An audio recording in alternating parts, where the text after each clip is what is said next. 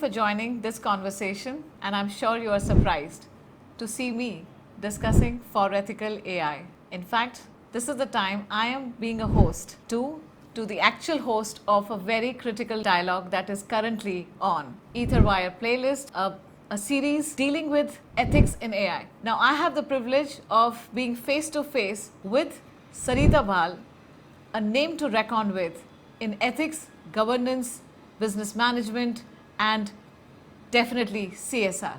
I am here to talk and understand how has Sarita's journey been as a host to this critical dialogue. As I said, let's talk ethics, only on For Ethical AI, a community which is created by some awakened one, if I may say so, to build some moral compass in AI application and usage. So join me in this great conversation about to unfold. Thank you, Sarita, for joining this. Thank you, Jyoti. What a pleasure to exchange seats. Absolutely. In fact, that was my first question. कैसा लग रहा है? अजीब सा. अजीब किस लिए? Yeah, because I feel I'm on the hot seat now. Yes, you are on a hot seat. But frankly, you know, I'm so amazed. Dialogue which was just started as a conversation between two friends and something that you gave a very good structure to. And today, I believe it's completed 8 interviews and you have multiple in the pipeline. I think the biggest question people want to know, what are your takeaways from for doing this series so far? That's a, let me tell you what's happening, but and it always gives me goosebumps, I now have people from LinkedIn community coming up and telling me, hey, we see your podcast. And I'm like taken aback, really, you do? So, when I started or when you give the invitation came from you to be here, I never envisaged that the journey would be like this, and I also had to study and learn what does it mean, and I love the whole concept of a community, because I don't think we can do anything much on our own anymore. We need to have a universal oneness, a coming together of the best of minds and have a collaborative approach. So that was the first thing that attracted to me to FIA, was the whole community approach. And then when you said let's do a podcast series, I said why not? I've always had a great love with mic, so the mic was not an issue. Yes, I can look at this, but I must admit that it took a while to warm up to the subject and then once I got into the skin of the game, I think it came automatically. What more can I do to add value to it? If I can give you an example, let's say that the initial ones were okay, we can call this one, that one, but now it's a very conscious decision and a lot of thought behind which sector do I want to represent for ethics in AI, because I don't think there is any sector today which is untouched by AI, right? So I have a long list now, which I think we are just on the tip of that iceberg. So I think that's the biggest change that has come over me, that we need to bring in a perspective of just about every sector, whether it is boardroom talks, or whether it is startups, whether it's education, healthcare, could be aviation, could be automobile. I mean, it's endless, because AI is just about everywhere. Wow. So the scope that now you feel has opened up, the amount of dialogues that are leading to further more dialogues. What was the difficult part about having this conversation of let's talk ethics, nothing else but ethics in AI?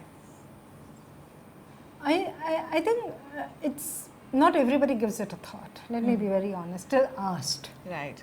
Yeah. So I think that's the difficult part, that you have to make people make them feel conscious about the fact that there is a role of ethics in AI. And everybody's jumping on the bandwagon of AI. Yes. Right? So I don't think you will ever come across anybody saying now that they don't have an AI function attached to whether it's their startup or product or whatsoever. But have they looked at ethics? Have they looked at biases, human biases? Have they looked at data privacy? are they thinking of the regulations, whether India has any regulations or not? I don't. So for me, that was a tough part to get people to start thinking on those terms, and for me also to read up and see where are we.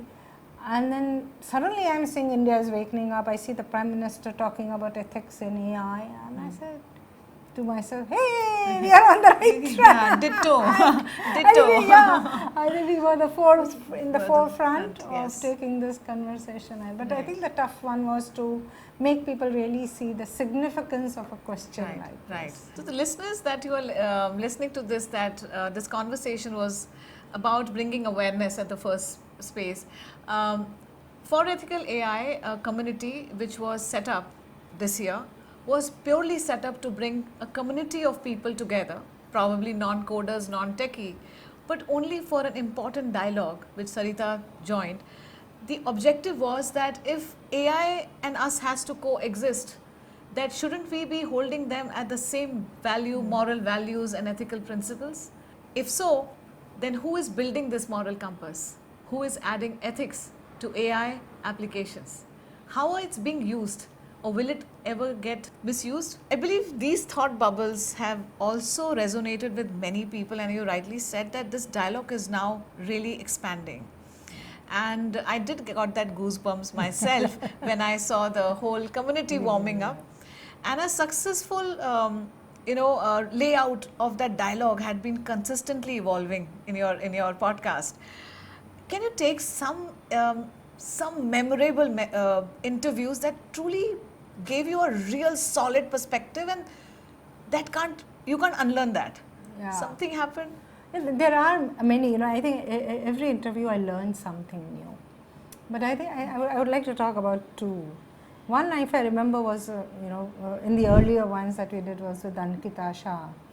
She is the CEO of Impact Global, and she brought in the whole perspective of humanity changing if ethics is not. And I found that so profound, and that has stayed with me all through. And I think the second was Shailesh Haribhakti. Is a very renowned board member, and and when I asked him this question, what would go wrong if there were no ethics, he said this is the most critical question of the session, and sort of this should have been the first question. And so that I think will stay. But more than that, I think what I'm realizing when I talk to more and more people, that ethics is all about your personal ethics, which get reflected in your professional life. Amazing. And I think that has, for me, been unearthed a different perspective. So if you have been brought up with the right values, and it takes me back to the Indian culture, tradition of what we have learned through the Vedas and everything, of ethics, values, and how we sort of bring them to our children, and then when they grow up and become professionals, how does that reflect in whatever work they do? Right. So I think when we looked at ethics and AI, I don't think we looked at that deep. Yes. But I think it goes right back to generations and generations of culture, and the whole Indian culture as a whole of upholding values. I think that's what we are bringing to the table. I think you reminded me of a very other important dialogue that I remember from one of your interviews, and you rightly pointed out Ankita Shah interview was an eye opener. It was suddenly a different material or a different angle coming into the whole ethics and AI. I also remember Nimesh Kampani's interview, which was, I believe, your first interview. Yeah, moral science. He spoke about, that somehow we have lost touch with moral science, and we need to bring it back in our lives. In schools, no longer spend much time on moral science and everything. That's where the crux of ethics is moral science. Absolutely. वो 10 number का कोई paper होता था, और actually वो 100 marks का होना चाहिए था मॉरल साइंस का. ये जो भी कॉन्वर्सेशन और सरिता ने की हैं इन लीडिंग प्लेयर्स के साथ में on ethics in AI is available on the EtherWire channel in for Ethical AI playlist. Don't miss to watch them. They are 10 minutes, they are super sharp, and you will get a fantastic perspective. With these interviews, you are opening up the dialogue. I also saw you interviewing some young founders. Who were they, and what did you see through them? Yeah, I mean, when you say young founders, I feel ancient. I know that's not your intent. Okay. What But I think we both are sitting with grey hair, right? So, like- no, I think let me put it the other way. What do we share with them? I think we share with them is a fire to do something different, and I see that fire burning in them, right? I see in them, and again, it's what I see common in FIA and in EtherWire, Jyoti, is wanting to leave behind a mark, a legacy perhaps, where people could go back and pick up the learning. So the learnings that we leave behind will leave a deep mark in just for a very, very long time. I find a lot of curiosity in the young mind, because it's only when you're curious will you ask questions, and your questions will give rise to some new answers, and that's where innovation comes from. Right. It wouldn't come from otherwise. And I think somewhere down the line, seasoned, experienced people forget to ask questions. Or maybe the audience also thinks, why to ask them questions? They're supposed to know everything, right? And I think, so what I'm unlearning is that you need to ask questions, you need to be curious all the time. And it's real fun talking to them. I always come back feeling rejuvenated and feeling young myself. And I think their gest for bringing about change for the betterment of the society is unparalleled. Right. So that's interesting. What distinctively came out in conversation with this founder? Like you met, I believe, Himanshu from Devanagari. He's working in a large language model, AI, and AI. And he believes in, slaving the AI so that you are the master all the time, and work in that framework. How was that quick dialogue? Quick insight. I remember because his whole concept is AI driven. The whole Devanagari concept is AI driven, and it's like he's so very conscious of the ethics piece.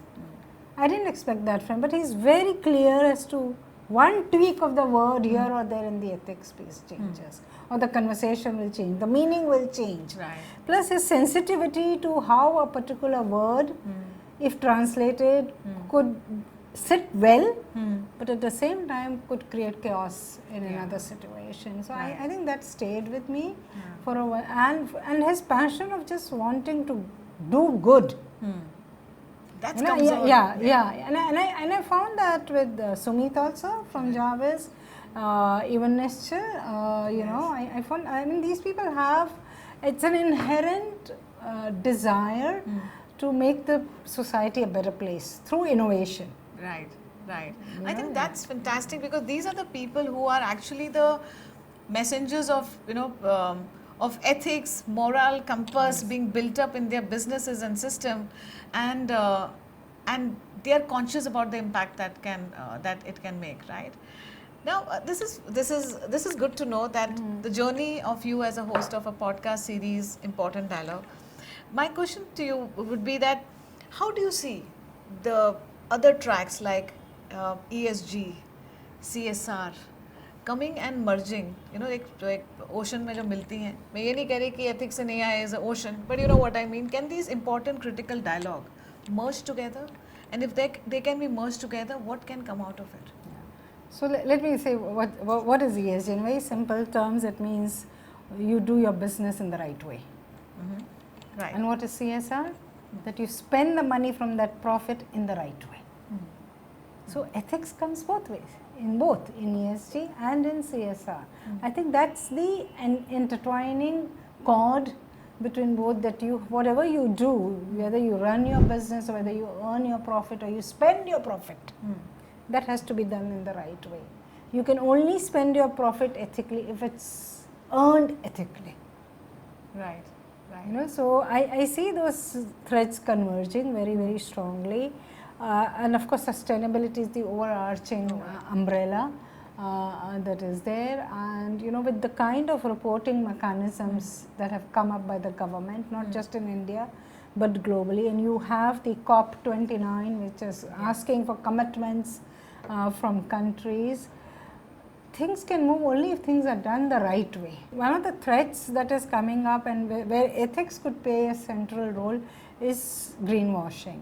If you are ethically right and you do things the right way, there is no way you are going to greenwash the audience or your investors. Right. Could you just explain a bit about greenwashing and how India is warming up in acknowledging that this should not be the future of our, knowing that there are incidents that keep happening, but just if you can explain what greenwashing is.